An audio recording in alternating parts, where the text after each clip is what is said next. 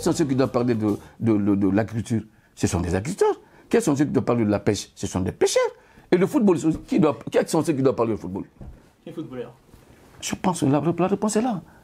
Et je vous dis honnêtement, c'est une question vraiment difficile à répondre parce que dans aucun pays, moi je n'ai vu ça. Regardez la structure, la composition de la structure de la Fédération guinéenne de football, jusqu'au niveau de le club amateur, de la Ligue amateur. Allez-y voir en Guinée s'il y a un club, s'il y a un ancien footballeur qui est dedans. Allez-y. Je vous dis, allez-y là-bas. Donc, si on veut vraiment que notre football marche aujourd'hui, que ça décolle aujourd'hui, il faut donner le football à des footballeurs. Moi, je ne suis pas contre vraiment ceux qui ont la volonté de venir accompagner le football, ne viennent pas. C'est normal, c'est logique. Mais si on veut vraiment que le football marche en Guinée, il faut laisser le football aussi parler de football. J'ai été porte-parole du pays. C'est-à-dire, j'ai été capitaine de l'équipe nationale. Et je pense aujourd'hui, j'ai mon mot à dire dans le football guinéen. Et c'était normal.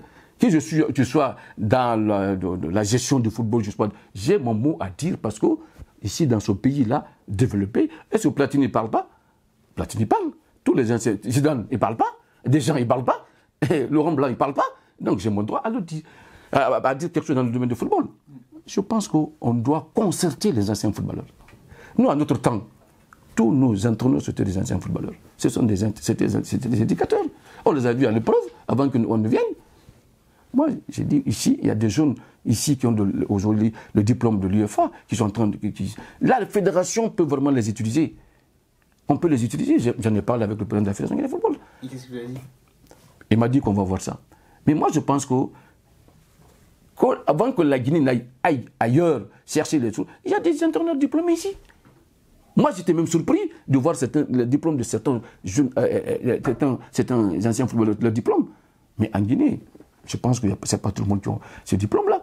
Donc, on essaie de donner la chance à ces jeunes-là, à ces anciens footballeurs-là, de venir aider les différentes équipes nationales.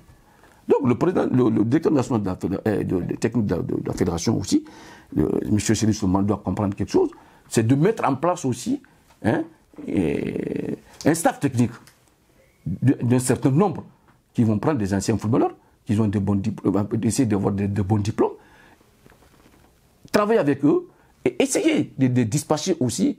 C'est-à-dire, lui, il est là comme directeur technique national, ce qui est normal, avec son adjoint et d'autres membres, et qu'on essaie d'envoyer d'autres directeurs nationaux, régionaux, dans les régions, avec son adjoint, et travailler avec les anciens footballeurs de là-bas pour les former. Et qu'on essaie de, chaque année, on dit, bon, si c'est 2 fois former les entraîneurs, et qu'on essaie de les former en même temps qu'on a créé Kindia, etc. comme ça.